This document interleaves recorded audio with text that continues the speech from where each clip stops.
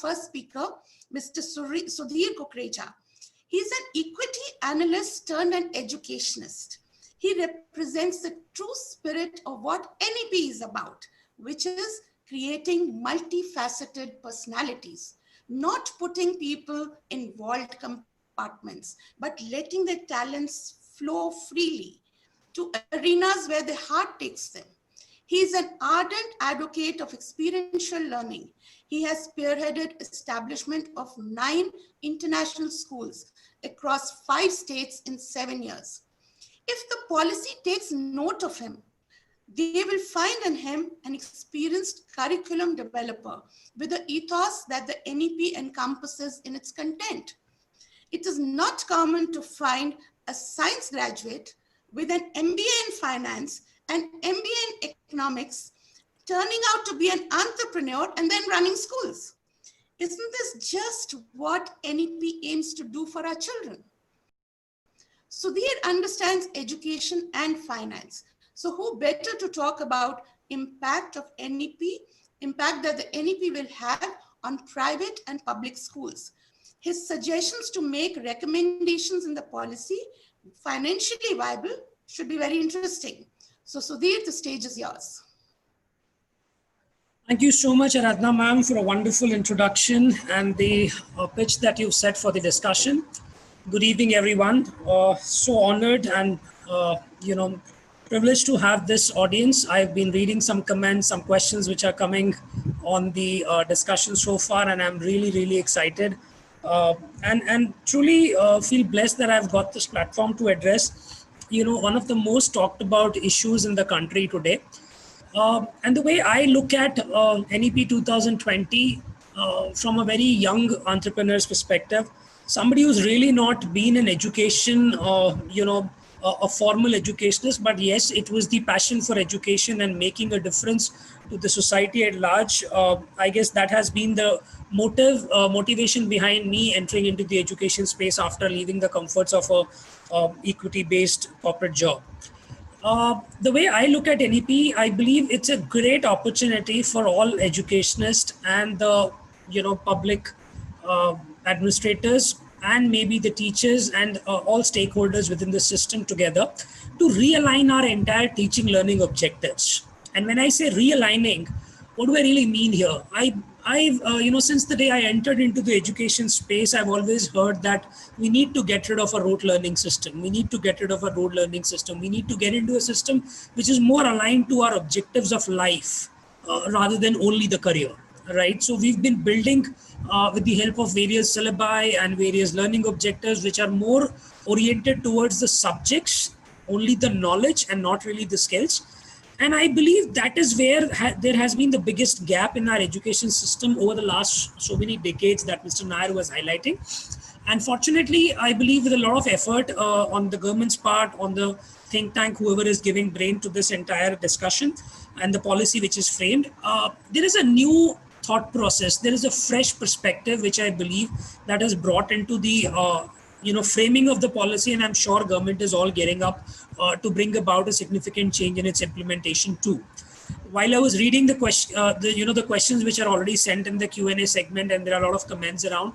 Yes, there are going to be a lot of challenges given the kind of diversified country that we are, whether it is the the idea of the language, or it is the idea of getting vocational things into the picture, or integrating and standardizing the entire preschool segment. So I believe that in a country of our stature, in a country of our level of diversity, there are going to be challenges left, right, and center, and there have to be customized solutions to every problem in every nook and corner of this country. Is there one solution fitting all? I believe that's not the answer. So while I was reading all the questions which are posed here, how will we do this and how will we do that? I think those are very specific questions pertaining to a particular area. I mean, I'll just pick up one example from a question which is asked by somebody, based in Assam, talking about some students shifting there from Maharashtra and how will they take care of the teaching in a vernacular language.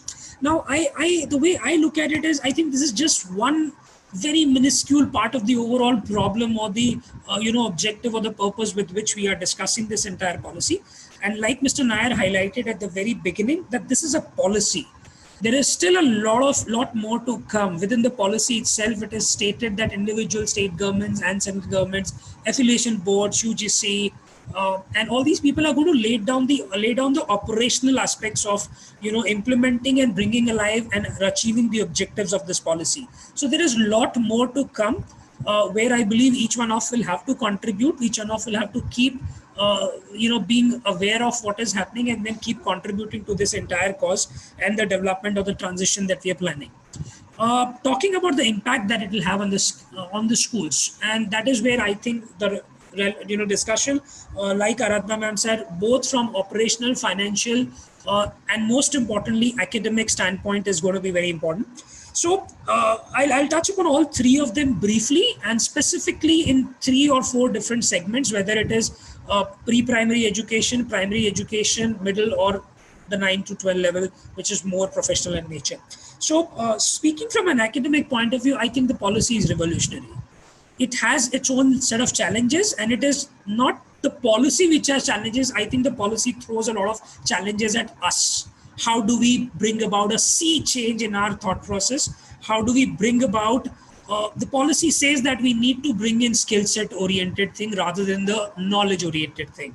The policy states that you need to make people ready for careers of 21st century. The policy states that you need to bring in a large number of real life practitioners into the school ecosystem.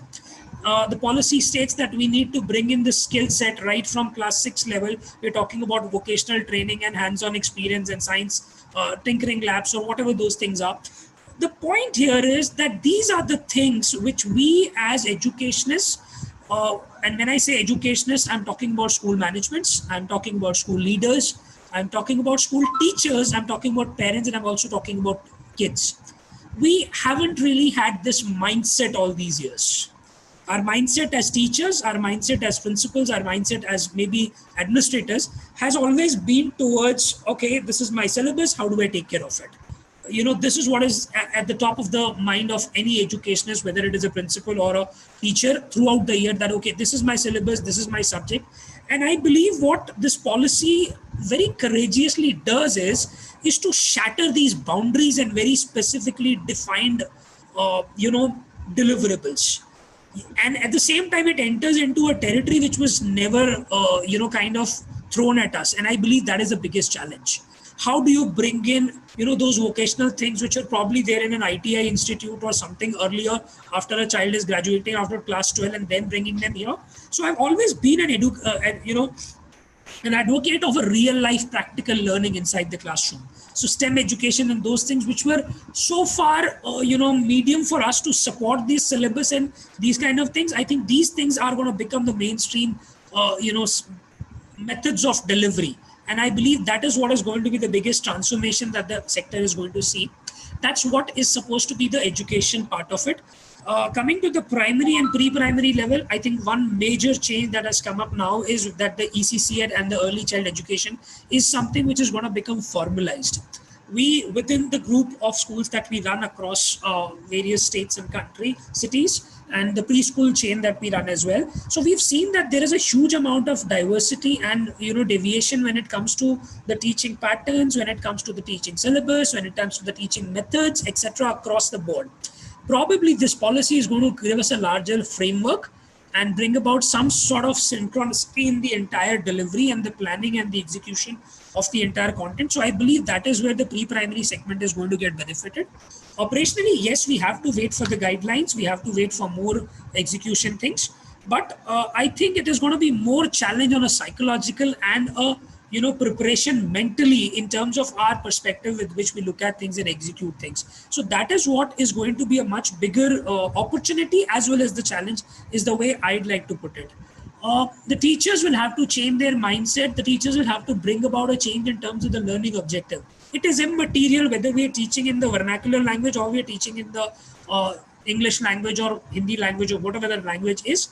At the end of the day, a language is a medium for you to meet the learning objectives, right? So whether you're talking about science, mathematics, social studies, or any field of life for that matters, it's the learning objective which is of more importance. At the same time, there is a counter perspective which says that the language is a common language across the, the way the globalization is taking place, and we need, students to be able to interact across the borders. So there has to be something, and that is where the balance has to come in. While we might want to promote the local vernacular language part of it, there has to be one specific language which connects all of us together. And probably that is what is going to be the essence of the overall execution challenge that we have. The financial part, I believe it is yet to be seen. As a school owner and the promoter of a group of schools, I believe there are a lot of things which are yet to be defined, especially in terms of the vernacular language, especially in terms of the vocational skills that we're wanting to bring in. How much time is to be devoted to these kind of activities? What kind of expertise do we need to bring in? Who would be the trainers? How do we hire these people? Aradhana at the start of it highlighted the huge pool of talent and the experienced people who are there in the community who are going to be a part of this entire system. So all of these pieces are yet to be defined. I think this policy has thrown us into a situation where we have a million unanswered questions. But the moment we keep on addressing every question, it is going to lead to a eureka moment. That is where I believe the policy is going to become transformational. And I think one of the suggestions which someone made on the panel, it's not something which needs to be started. I mean, I got, as a school owner, and I got calls from my principals, I got from my parents. What happens tomorrow morning? Are you changing the criteria for admission? Is there something which is changing for next session? It's not something which is likely to make a knee-jerk thing that, okay, from tomorrow onwards, it's a different world. I mean, it's not something that Corona has done to us. It is something which is a policy change. It's something which is there for our generations to come. You don't, as a nation, you don't frame a policy every alternate year. Policy is something which lays the path for a long-term growth, vision, mission, and an overall structuring of the society. And I think that's what is the idea. More than anything else, I mean, and in one line, if I can answer all the 25 questions which are which are asked here, the idea is to be patient. It's something which we all need to find answers to. There are a lot of questions which I really love to discuss, maybe after all the panelists have spoken, but there are a lot of questions which I feel that even all panelists that we have here and the discussion that we've had on the policy in the last 1 week or 10 days while we were preparing for this session, we don't have answers to these questions either. And I'm sure that is the case with large number of people across the board, right? And most of the educationists. So the idea here is that it's going to be an evolving system. It's something which will take shape, not over the weeks or months. It will probably take shape and come to its final structure and the execution and the outcomes maybe in the next couple of years. So the way it is going to settle down, I mean, the policy itself says that by 2021, the CBSE or the state boards or somebody are supposed to lay down the entire framework. Just the way we have NCF 2005, there is going to be a NCF 2021 for students as well as for teachers and for management. So it's going to be an evolving process. And I believe that's something which is going to make a huge difference. And with that, I believe that's my preliminary analysis of the overall policy structure that's there. I look forward to more interactions. Back to you, Aradhana. One question is there. Please answer to this question. The question once again, Saptarshi Bhattacharya asked, how could we integrate socially and economically disadvantaged group? That is one question. Another one is the question that is there asked by Saptarshi Bhattacharya himself, equity and inclusive education. Please, the forum for you. Sudhir, would you like to answer that? Sure. Yeah. So I think coming to when I say, things on equity and then especially the people who are socially or economically disadvantaged, how do we integrate into the system? And then we are talking about, the special kids and those kind of people. I believe it's way beyond the policy. It's not something which needs a definition within the policy. I'll quickly take an example of one of our schools that we run in a small city called Devas near Indore. And over there, a parent of a 6-year-old child, I think, came to us seeking admission for the child. And I was shocked to know that, that particular child who was a polio patient was actually denied admission in as many as 22 schools in that small city. Now, that is a statement that I was really taken aback by. because we are talking about an inclusive society. We are talking about the most prestigious of schools, etc. And this is much before the policy came in, right? Even the right to education, even our earlier policy and everything states that it has to be an inclusive policy system. I believe it's got more to do with the mindset of the people, and it's got more to do with our commitment to the cause of education that we are. Now, when this child came to our school, I was sitting in my office in Mumbai, and one of my administrators in the school called me up saying that, sir, there is a child like this, what do I do? And my first reaction was, what do you mean, what do you have to do? If there is a child for admission, you have to give admission. That's the end of the story. The next question he asked me, he said, there are practical problems. Our music room is on the first floor, our library is on the first floor, we have this thing on the first floor, we have that thing on the second floor. When we come to the school building, there are 3 stairs. How does the child come in every day? And these kind of questions. So, I said, that's not something which can actually stop a child from coming to the school. You can't do such things. So we had to actually construct a special ramp for that child on the ground floor to take care of those 3 stairs which were there. It barely costed us maybe about 5,000-7,000 rupees, but that made a sea of a difference to the life of that child. And that child is probably the most happiest child in the entire school today because she has become a part of the mainstream education system. So I think it's the commitment of the education leaders, irrespective of the policy that we're talking about, right? Our policy is something which is a document. We have to live up to that document. We have to live up to the spirit of that document and make sure that we create an equitable society. It has to be in our practice and not just merely in our policies. Once we are committed to that, once we are on the same page that this is what we intend to do, I believe all those things should not be a challenge. Last point which I'll make is about the economically challenged people, especially the kids in the rural areas. I think that's one point which has been very hot and burning across the people. There are some questions that I answered in the panel also, that how do we bring this entire practical learning, vocational training, all those things to the kids who are underprivileged or living in the rural areas. Now, I have schools running in Hyderabad, I have schools running in Aurangabad, I have schools running in districts like Bid, Jalna and Devas cities, which are very small tier 4 cities in very remote parts of the country.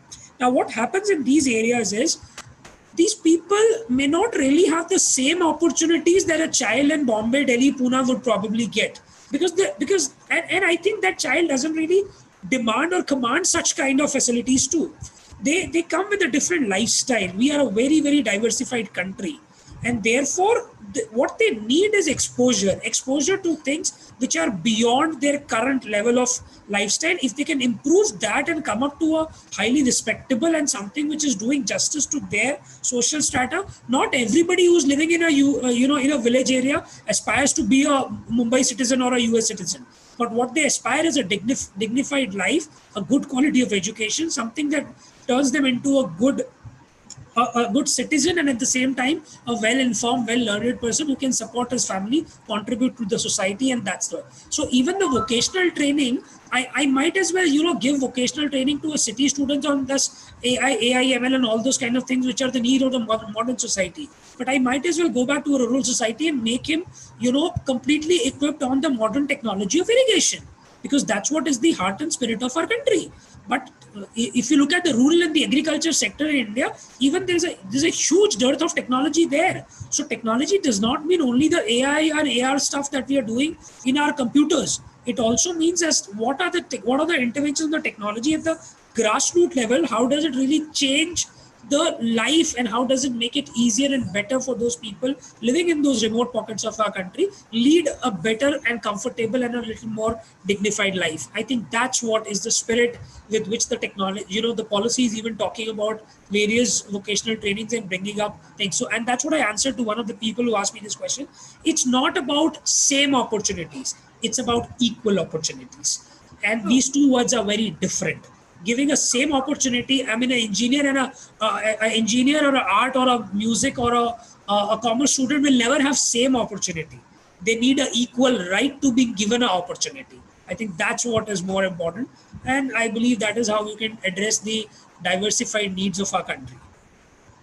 Very true, Sudhir, what you said is really right. And, just like the NEP, Mr. Nair said, it has 10 years to grow, to digest, to evolve. Similarly, aspirations are the same.